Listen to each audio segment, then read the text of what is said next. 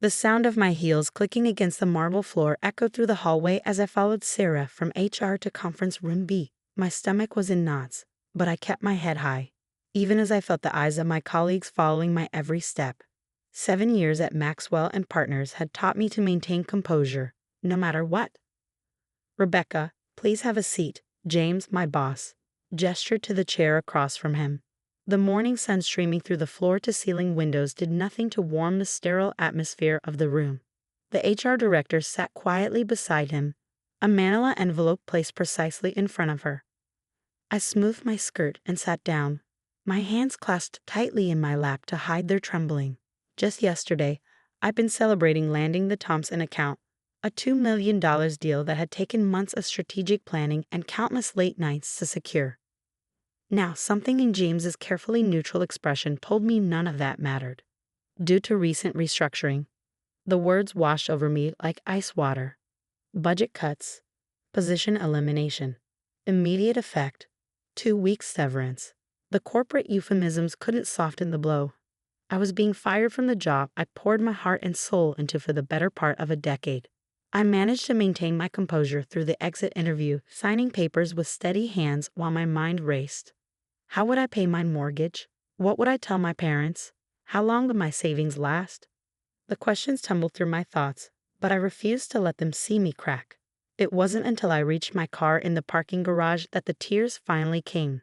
7 years of dedication reduced to 2 cardboard boxes and a potted plant. My fingers gripped the steering wheel until my knuckles turned white as I tried to make sense of it all. That evening, I sat in my apartment surrounded by the contents of my desk. Among them was a framed photo of our team celebrating after landing the Thompson account. I poured myself a glass of wine, the expensive Cabernet I'd been saving for my next promotion, and opened my laptop. LinkedIn beckoned like a digital confessional. As I scrolled through job listings, a post from Sarah, a former colleague who'd left the company 2 years ago, caught my eye. She was celebrating her boutique agency's latest success. Her words hit me like a lightning bolt. Sometimes the best opportunities come disguised as failures. I took another sip of wine and opened a new document. Instead of updating my resume, I began typing out everything I'd learned about what clients really needed. All the gaps I'd seen in traditional agency services, all the innovative strategies I'd developed that had brought in millions for Maxwell and Partners. By midnight, my wine glass was empty, but my document was full. It wasn't a business plan, not yet, but it was something more valuable. It was a vision. I'd spent years helping other companies tell their stories. Maybe it was time to write my own. The next morning, I woke up with a clarity I hadn't felt in years. Instead of joining the corporate job hunt, I made 2 calls. The first was to my bank to understand exactly how long my savings could sustain me. The second was to David Thompson himself. "Rebecca," his familiar voice boomed through the phone.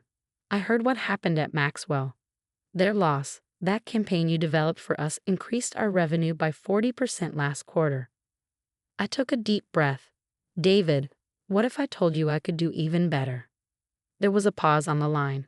"I'm listening." That conversation became the foundation of strategic edge marketing. David didn't just become my first client, he became my advocate, introducing me to other CEOs who were frustrated with traditional agency approaches. My apartment's dining room became my office.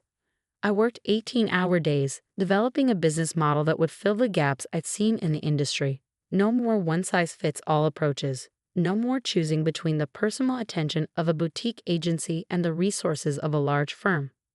I would offer something different, data-driven strategies combined with personalized service. The first few months were a masterclass in humility. I learned to be my own accountant, lawyer, IT department, and janitor. Every penny of my savings went into building the business.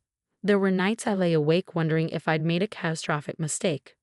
But then came the breakthrough. 3 months in, David called again. "Remember that strategy you developed for our retail division? We just closed our best quarter ever. My friend John at Midwest Manufacturing needs what you do. I gave him your number." 1 referral became 3. 3 became 10. By month 6, I was turning down clients because I couldn't handle the workload alone. That's when I met Emily Rodriguez at a business networking event. "Your approach to the Thompson campaign was brilliant," she said over coffee. "I've been following your work since you started Strategic Edge. Emily had just left her position as a senior strategist at one of the big agencies. She understood exactly what I was trying to build. More importantly, she saw the same problems with traditional agency models that I did. She became my first hire, and together we began building something extraordinary.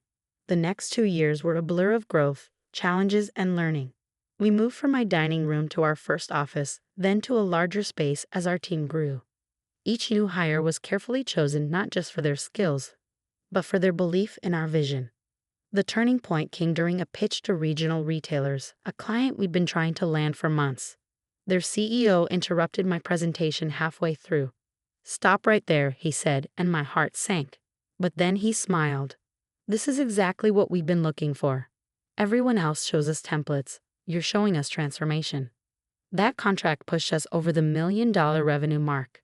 But more importantly, it validated everything I believed when I sat in my apartment that first night, imagining a different kind of agency. Today, Strategic Edge Marketing has offices in 3 cities and a team of 32 incredible professionals. We've helped dozens of companies achieve their growth goals, and our waiting list gets longer every month. Sometimes I drive past my old office building and I can't help but smile at the memory of that walk to Conference Room B. What felt like an ending was actually a beginning.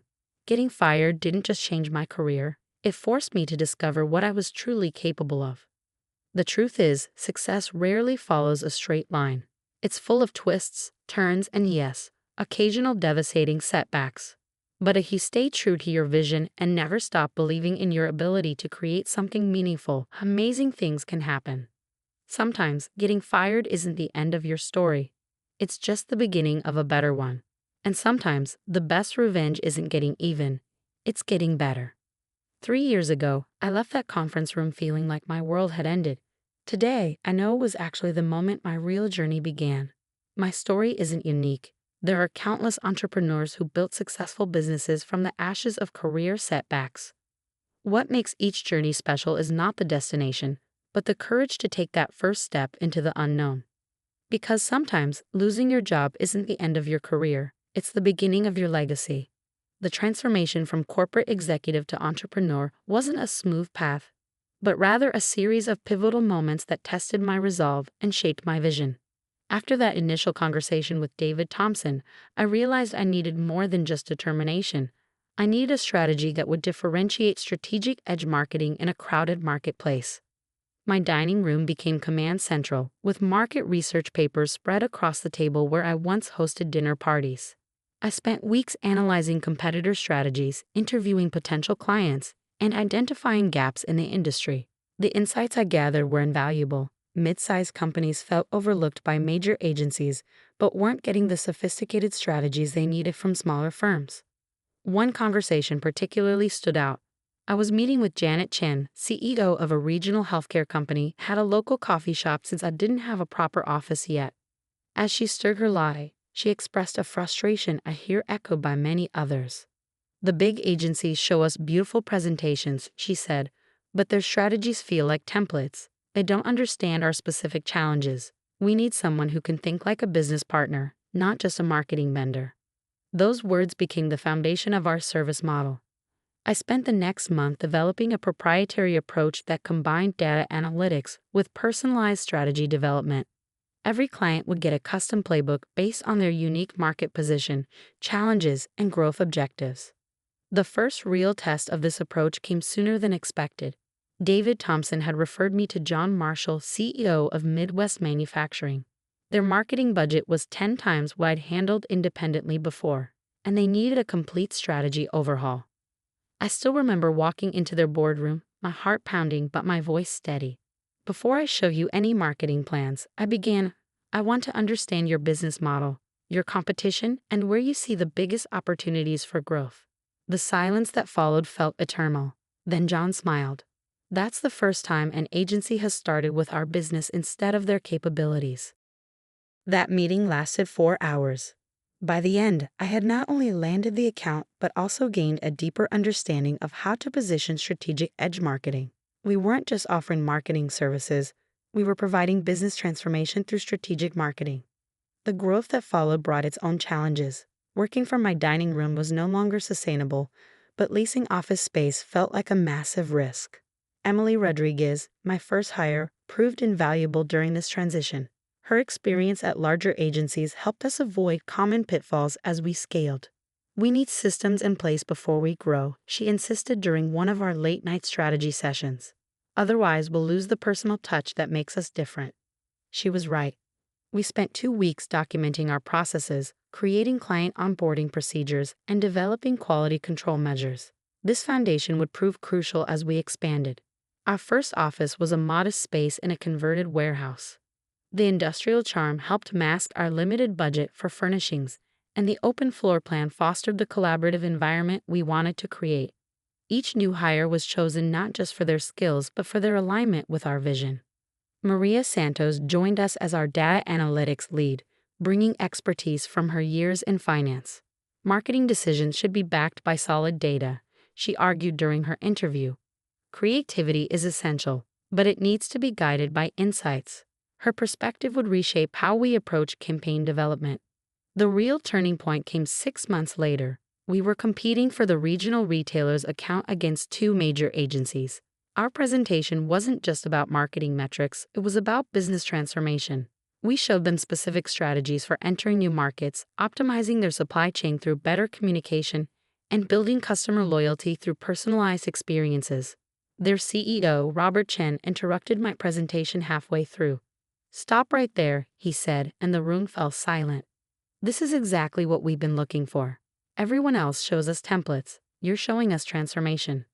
That contract didn't just push us over the $1 million revenue mark, it changed how we saw ourselves. We weren't just another marketing agency, we were business transformation partners who happened to specialize in marketing. The next phase of growth brought new challenges. Managing a team of 32 required different skills than running a small agency. I had to learn to delegate, to trust others with client relationships I'd built personally, and to step back from day-to-day operations to focus on strategic direction. Sarah Miller, our operations director, was instrumental in this transition. "Your job isn't to handle every crisis," she told me during a particularly stressful week. "It's to build a team that can handle crises while you focus on vision and growth." This shift in perspective led to one of our most innovative decisions, the creation of Strategic Edge Academy. We began investing heavily in team development, bringing in experts to train our staff in business strategy, data analytics, and emerging technologies. Every team member spent 15% of their time on professional development. The results were transformative. Our junior strategists became more confident in client meetings. Our creative team began incorporating data insights into their brainstorming sessions. Most importantly, our clients noticed the difference. "Your team doesn't just execute campaigns," one client remarked during a quarterly review. "They understand our business challenges and propose solutions we hadn't even considered." 3 years after that fateful day in Conference Room B, Strategic Edge Marketing has become more than I ever imagined. We have offices in 3 cities, a client waiting list that grows longer each month, and a team of incredible professionals who share my vision for transformative marketing. More importantly, we've helped dozens of companies achieve their growth goals. The Thompson account, which once seemed like my greatest achievement at Maxwell Partners, now feels like a small stepping stone compared to what we've accomplished since. Last month, I was invited to speak at a business conference about entrepreneurship and resilience. As I stood at the podium, I saw many faces in the audience that reminded me of myself 3 years ago. Talented professionals wondering if they had what it takes to strike out on their own. My message to them was simple. Success isn't about avoiding failure. It's about how you respond to it. Every setback, every obstacle, every moment of doubt is an opportunity to learn, grow, and build something better than you imagined. Sometimes, the worst thing that happens to you professionally can become the catalyst for your greatest success. But only if you're willing to see beyond the immediate pain and recognize the opportunity hidden within the challenge. Getting fired didn't just change my career. It transformed my understanding of what I was capable of achieving. It taught me that sometimes we need to lose the path we're on to find the path we're meant to take. Today, when people ask me the secret to building a $1 million business, I tell them it starts with being willing to fail. Success isn't about avoiding setbacks, it's about using them as fuel for growth. Every no brings you closer to your yes. Every closed door pushes you toward the one that's meant to open. The journey from fired executive to successful entrepreneur has taught me that our greatest limitations are often self-imposed. When you strip away the fear of failure, when you stop trying to fit into someone else's definition of success, you create space for something extraordinary to emerge. 3 years ago, I left that conference room feeling like my world had ended. Today, I know it was actually the moment my real journey began. Because sometimes, losing your job isn't the end of your career, it's the beginning of your legacy. And that legacy isn't just about building a successful business. It's about creating opportunities for others, about showing them that setbacks don't define you. They refine you. It's about proving that with courage, determination, and a clear vision, you can turn any setback into a setup for something greater than you ever imagined.